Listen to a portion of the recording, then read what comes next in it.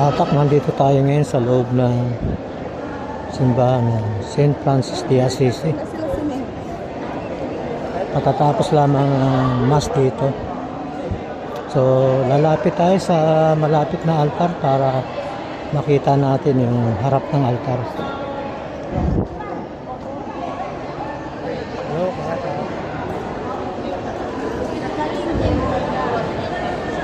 Ata ito yung harap ng altar ng St. Francis de Assisi.